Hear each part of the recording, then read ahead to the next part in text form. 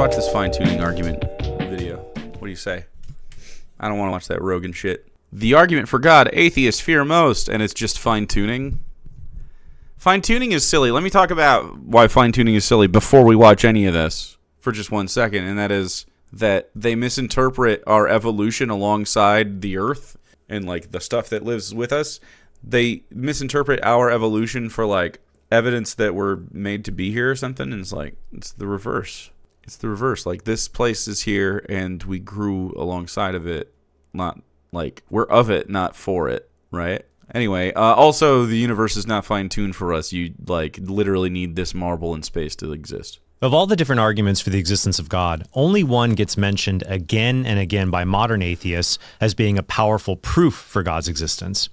I think only people that are like philosophy nerds and necessarily don't have my respect in the way someone that like just applies some philosophy would have. I don't think it's a strong proof of God. I think it's like you're trying to justify your belief. You know what I mean? It's just like one justification that you're trying to see if works. And I won't leave you in suspense any longer. That argument is the fine-tuning argument for God's existence. And it goes like this. According to the fine-tuning argument, the odds the universe's laws of physics would be life permitting are almost zero. Why? That is a presupposition, if I've ever heard one. Furthermore, doesn't almost zero in an infinite universe mean that life is a certainty, mathematically speaking? They're like the odds of winning 10 games of poker in a row, all with royal flushes. All right, that doesn't matter. It's irrelevant because we exist. The odds that we exist, I don't think can actually be calculated with any sort of meaningful thing. Like, you just don't know what that means. Like, we don't know the occurrence. Like, are we the only universe that exists is a good question. Like, the Big Bang that happened, rapid expansion of the universe, physics that are just, time space is born. Outside of that space, is there another like experience like that, or similar in the mega universe? I don't know what you would even call it. I mean, we don't know. Is this the first time it's happened? We don't know. The world isn't made for us is what I mean. Oh yeah, it's definitely not. These fine-tuning arguments always put the cart before the horse. The world is made for us. We are made for the... Yeah, I know what you mean, yeah. You suspect design in the case of that winning streak, then you should suspect a similar design in the far more improbable laws that govern our universe. But first, let's take a look at what... I don't know why they assume that it would be improbable that physics would organize itself in a way at all. Like, we don't know. You don't know that would happen every time, or maybe it wouldn't. Who knows? But it seems self-evident, I think, that a universe existing, something at least like life, will happen based on what we know of the universe, like in how chemical reactions work and shit like that. Atheists say about the fine-tuning argument and why so many people find it compelling. And then I'll address a relatively new objection to the argument that I haven't covered before in Okay, so what are the odds that a God exists, though? The odds that a universe exists, 100%. Here it is. What are the odds that God exists? Because we have no evidence for that. We have evidence for a universe. It's so presuppositional. This is the same problem with the Kalam cosmological argument, which is very stupid as well and basically fine-tuning. Previous episodes. First, here's Richard Dawkins. When you come on later to the origin of the physical constants, now that's getting warm. That's getting close to a good argument. And here's the late getting close to a good argument. So the reason that Richard Dawkins, who is a bag of shit, who deserved every stroke he's ever had, is definitely talking about, like, because we don't really know how the universe came to be. You know what I mean? But to imply that, like, because everything we know about existence is that physics happens in the universe and around it and of it, like, and the universe itself is like physics. We know that it happens, right? We know that that's like a natural occurrence. These forces work. We have no evidence to suggest that they get themselves from outside themselves. We just have no evidence of that. We don't, like, it doesn't even make sense. It's so much more complex to have like an anthropomorphic God with a personality who has interests and desires and, like, sin mechanisms and a sun and all that shit. Like, that is so much more convoluted than the universe happens to exist, you know? It begs the question, like, okay, then where does the God come from? But they can't confront that because they're like, well, that's the ultimate thing. And it's like, necessarily not really. Atheist Christopher Hitchens. Essentially, it says, why are Left channel, I guess. conditions so optimal for life in this terrestrial orb? Fine-tuning. And I was surprised to find that Richard was impressed by that too. I mean, we know what the arguments against it are, and I can tell them to you if you like. And I consider them to be pretty conclusive arguments, but there is something that has to impress you. I mean, the likelihood that there could be nothing is so strong, but not to be impressed by the fact that we are here rather than not is to be, well, too easily unimpressed. Too easily unimpressed. So I am impressed that we are here in the way that we're here, but I don't think that means, and I don't think Hitchens thought this either. I don't think that means that it's a supernatural thing, you know? At some point, certainly, we were all asked, well, which is the best argument you've yet come up against from the other side? And I think every one of us picks the fine-tuning one as the most intriguing. The Goldilocks. Yeah. Yeah, okay. Here's Rationality Rules admitting that many people find the argument persuasive. Overall, based exclusively on my own conviction, I'd place fine-tuning arguments in either B or C tier. B or C tier? But since so many others find them persuasive, especially intuitively persuasive, I'm happy to bump them to A tier. They are, I freely admit, compelling arguments. I think this guy misunderstands what these philosophy bros mean when they say compelling arguments. It's like, oh, that makes me have to think. Like, because normally it's like, creationism! You know what I mean? Like, you're getting pretty wacky. You guys are like, yes, but what if I presuppose the existence of a God outside the universe? That's pretty high-level stuff for a dummy. You know? It's like, it didn't hit S tier. An atheist YouTuber named Genetically Modified Skeptic says, Finally, we're up to S tier, where only the most effective arguments belong. At this tier, I'm going to place the teleological argument, specifically the argument from fine-tuning. Given its high intuitiveness, its ability to turn its fallacy into a cheap victory to some, its incredible communicability... Did you just hear that?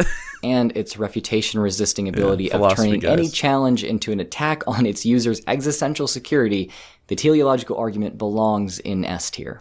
Wow, did you hear what he said, though?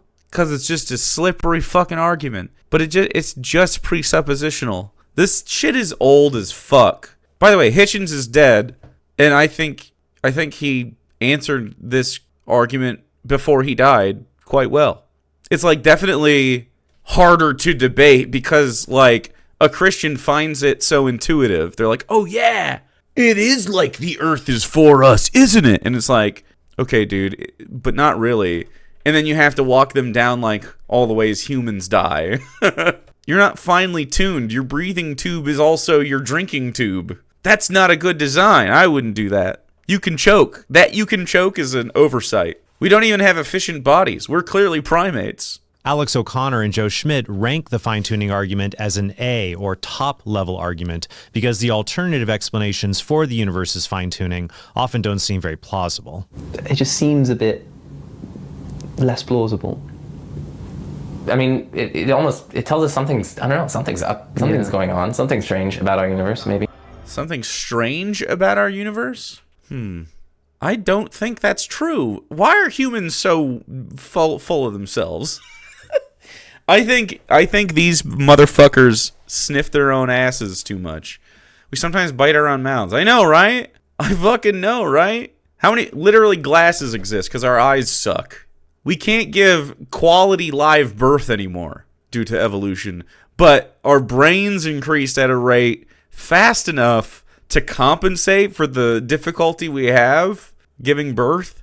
But obviously that has led to social issues. We choke on our own spit, quite literally, yeah. You can die from shitting, you know? Why do we shit? Surely there must be an easier way than eating food. We have to mash it and eat it with our mouths? That's pretty weird. Why don't we photosynthesize at all? The biggest energy source in the universe. We get a little vitamin D, I guess. Why do we need all these things? How come my ankle hurts? Huh? Something Where's your God about now? the universe is is in a way that it could very easily have not been. At least epistemically. That seems difficult to explain. Yeah. It seems difficult to explain. It doesn't, though.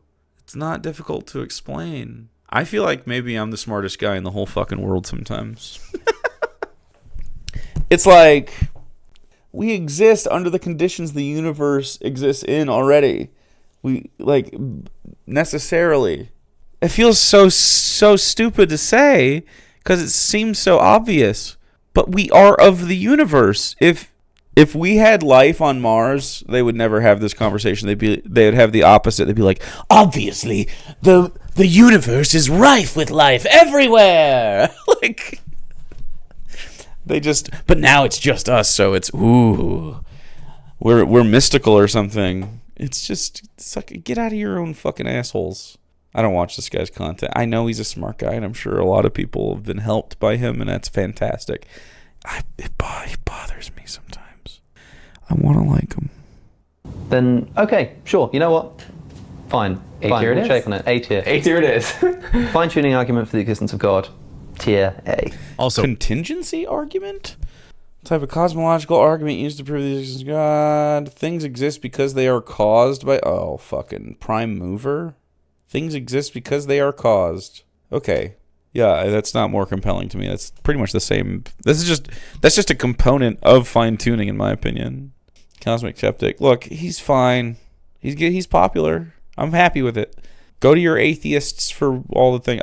I don't know. They get so bogged down in this kind of like philosophy debate bro thing. So fun fact, this was filmed at Cameron Bertuzzi's house, and Cameron and I were downstairs during this interview until we crashed a small part of it. Finally, the philosopher Philip Goff was once an atheist, but the fine-tuning of the laws of nature in the universe was one of the pieces of evidence that led him to believe in panpsychism instead of atheism. Panpsychism? Panpsychism? The view that all things have a mind or mind-like quality? Oh, he's a dumbass? Or the view that consciousness is a fundamental part of reality. And from there, he eventually... What? Consciousness is a fundamental part of reality. Reality existed prior to consciousness. Fuck off. These people are stupid.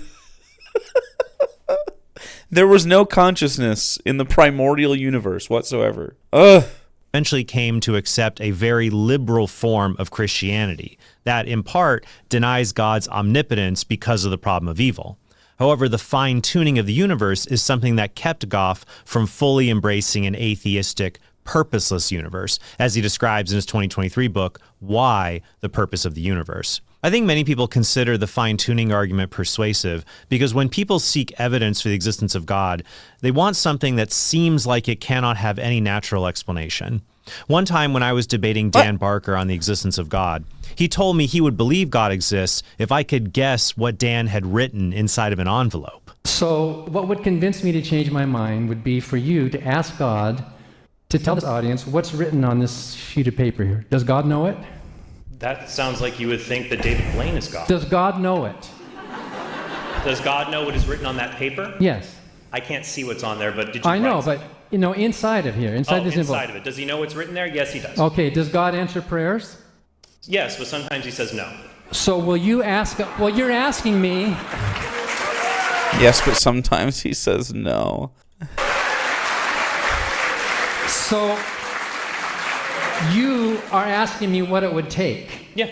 And so if God answers prayer, as the Bible says, and if you believe that, and if he knows everything and he knows what's on this, I would like you to pray and ask God to tell you what is written. Let me understand, we have 15 seconds left.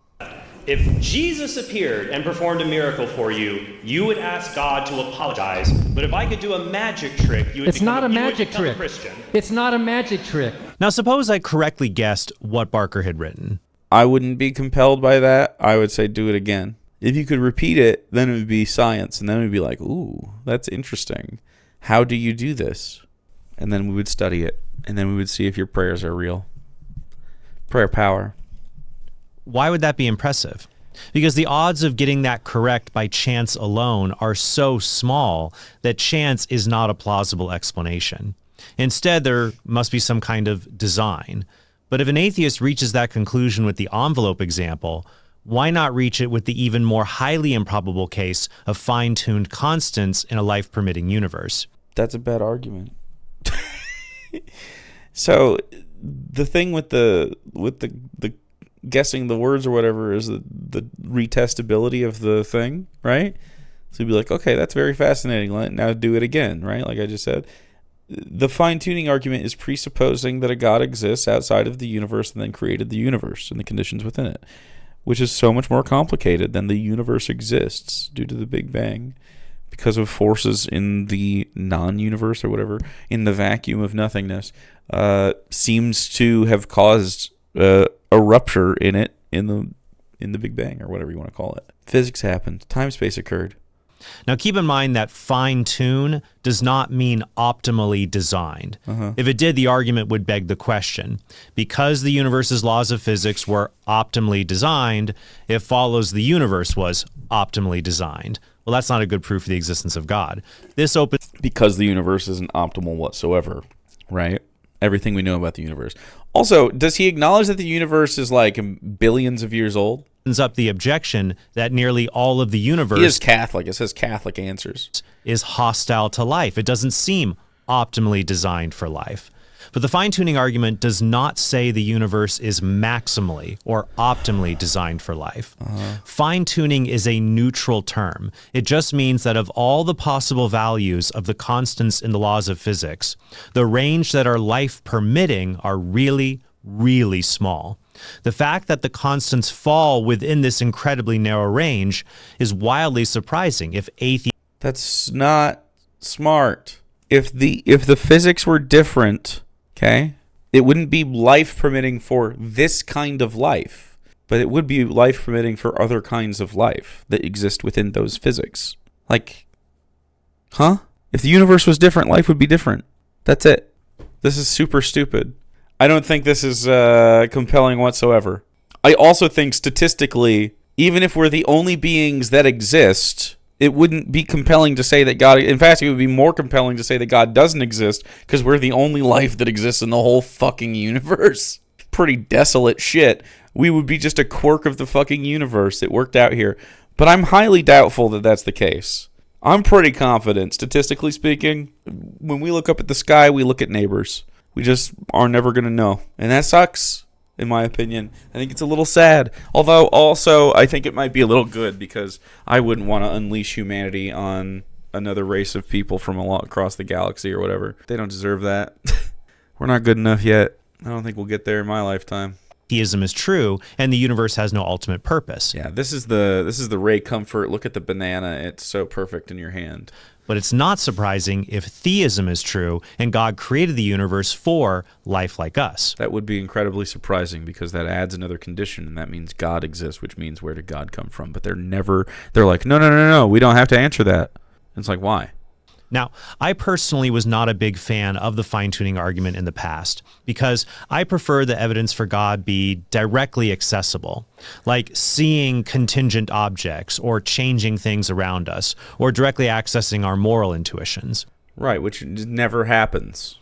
But while the rare life-permitting values of the constants in the laws of physics were discovered just a few decades ago, what a fucking dork. People had an understanding of an argument like this long before that discovery. For example, the 18th century Anglican scholar William Paley wrote a defense of God's existence that many people remember for its so-called watchmaker argument. It goes like this. Yeah. Just as the complexity of a watch in the sand points to a watchmaker, the complexity of the world around us points to a universe maker. Now, many atheists reply to... I do not agree. Paley by saying that the theory of evolution allows living creatures to naturally become more complex over time. More complex.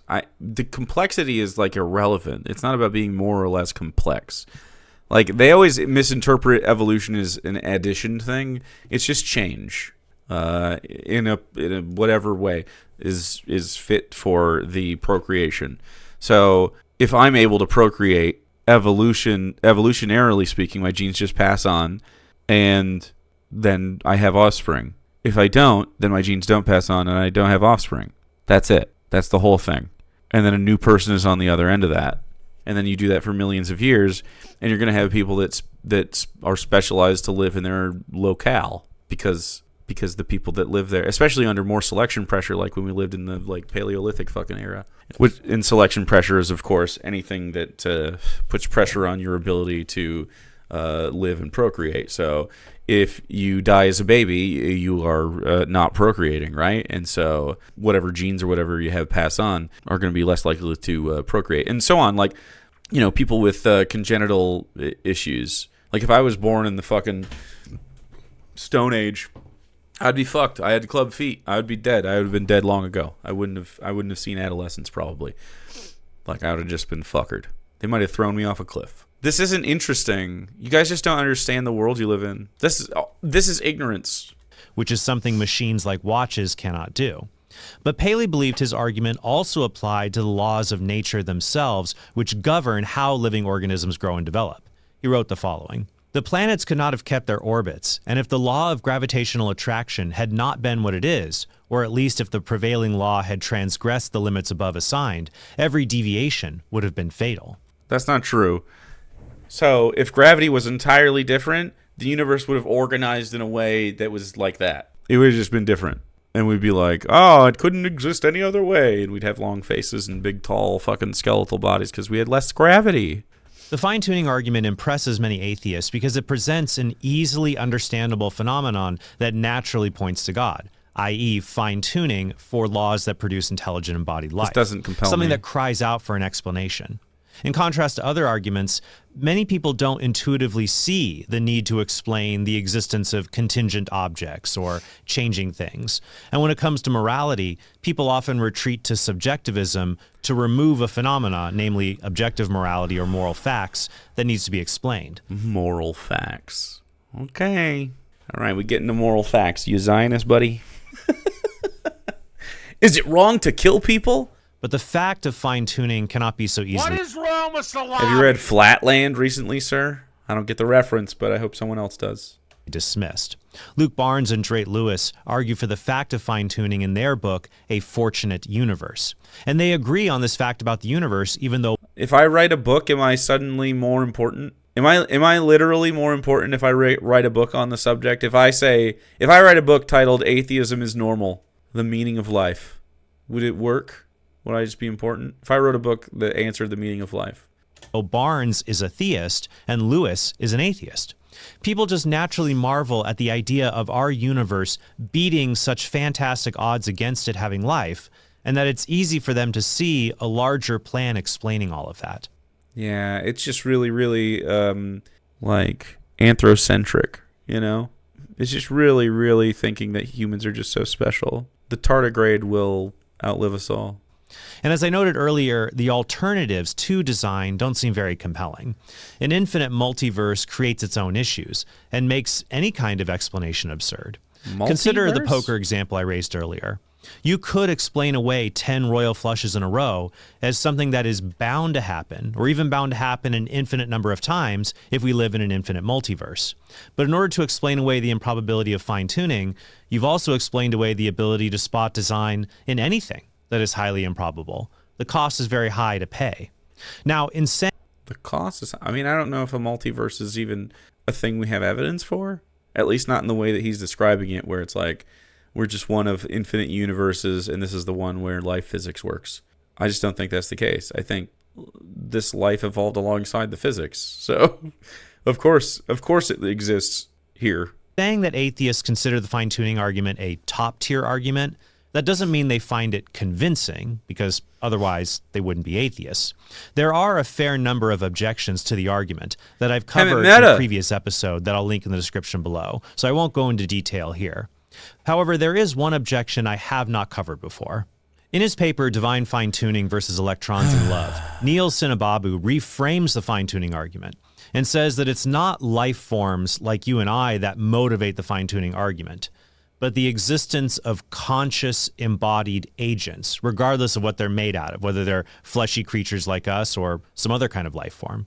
He says that the probability of a universe having these kinds of conscious agents may not be that low, because if so-called psychophysical laws of the universe were different, then even... Psychophysical? Are you going to say that, like, electrons that are attracted to each other they have They have feelings? Do the electrons in my brain have feelings? Even universes that only have hydrogen atoms because they have different constants in the laws of physics, even if it only had hydrogen atoms, it might still have conscious agents if there were different psychophysical laws that govern how consciousness comes to be.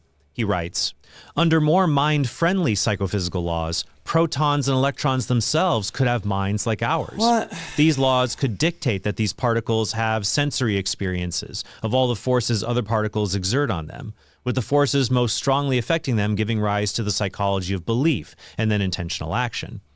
I disagree that electrons or protons have minds or could. Protons and electrons could yearn to be together, feeling delight at the presence of the other as their opposite charges drew them closer. When they formed a hydrogen atom, they could fall in love. This is on page 424. Goodness fucking gracious. So anyway, this is just wacky stuff. This is just wacky. Now, one response is to say that this is just impossible. Just because you can form an image of something in your mind, that doesn't mean the image you form could really happen, or that right? Your ability to conceive of something does not will it into existence. That's true. It's metaphysically possible. We can imagine going back in time and changing the past of our own timeline, but that creates impossible contradictions. Likewise, imagining conscious electrons in a universe without fine-tuned physical laws doesn't mean that this state of affairs could actually happen. Or it doesn't mean it would make our improbable existence no longer need an explanation beyond mere chance. Sinababu, however, claims that theists cannot say that electrons in love is metaphysically impossible because they believe in non-physical minds like God. Or we might also add to his argument, angels. He writes the following. Theistic commitments to a non-physical God are incompatible with the view that even though psychophysical laws could have been somewhat different, love between subatomic particles is so bizarre as to be metaphysically impossible. I can see where you're going with this. I'm not crazy about the argument. I don't know why we even have to this is sort of like really high concept Russell's teapot. So it's sort of like, well, you can't prove that atoms don't fall in love with each other or electrons don't fall in love with each other. So it's just, I don't know, just nerdier. But just because minds can exist apart from physical bodies, it doesn't follow that they can exist. Can minds exist apart from physical bodies? Huh? No, they can't. I'm not going to skip over that. Within any particular physical body. For example, light can travel apart from any physical medium, like in the vacuum of space. But that doesn't mean light can travel within any physical medium, because light can't travel through lead, for example, even though it can travel through other physical mediums, like water. And the same is true of the medium through which consciousness can exist. The fact that consciousness can exist without a physical body, like in the case of angels, or in some bodies, like human beings, doesn't mean consciousness could exist in any physical body. They don't call it attraction for nothing. Hey, look, you did this.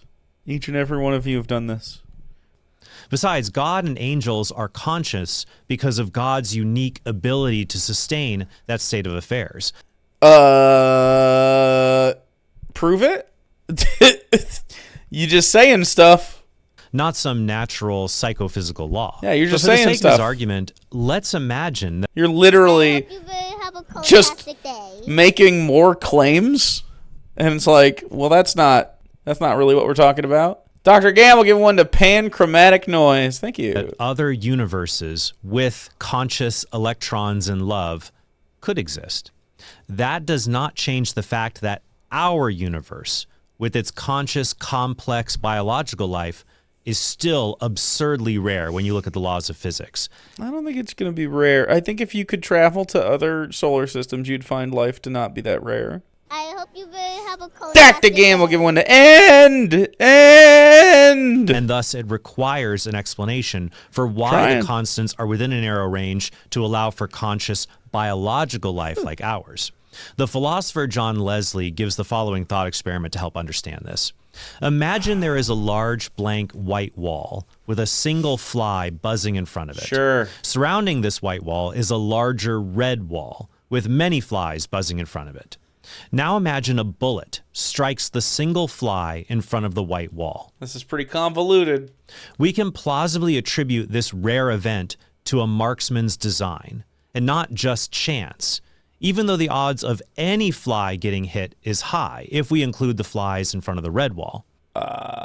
So philosophy guys need to shut the fuck up, in my opinion. You know? I think they should shut the fuck up. This is a poor illustration of your thoughts. In this analogy, the red wall represents different psychophysical laws, where you have universes that can have electrons and love.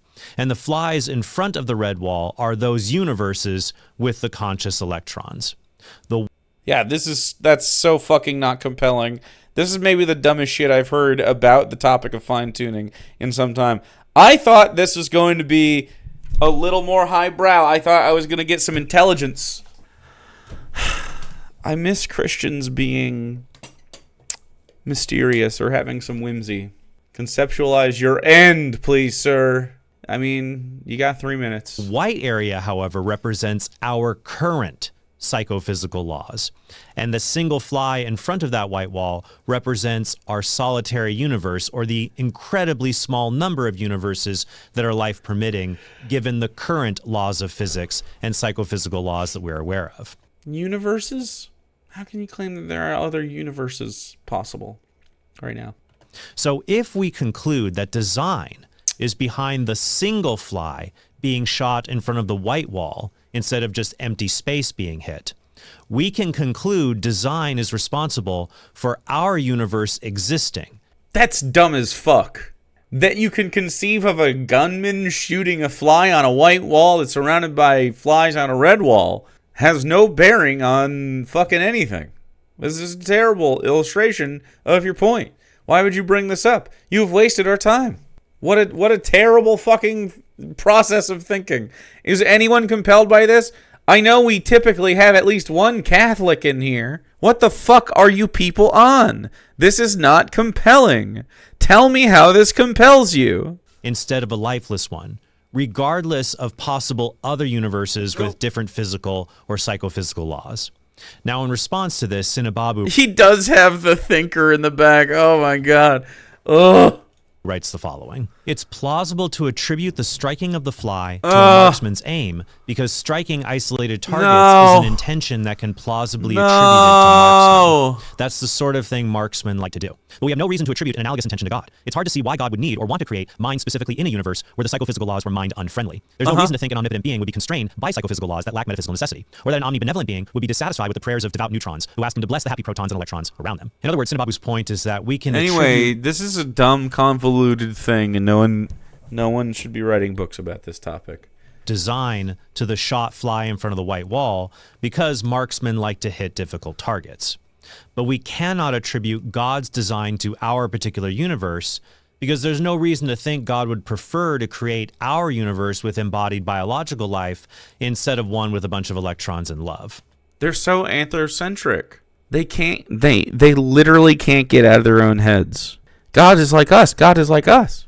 However, many people would disagree with that assumption. They'd see that it's better to have a world where love, real love, involves sacrifice, hardship, and free choice, all of which require self-locomotion, the ability to move and choose through biology. It's better to have that than a world with trillions of lovesick electrons that just aimlessly float around the universe and don't live morally meaningful lives.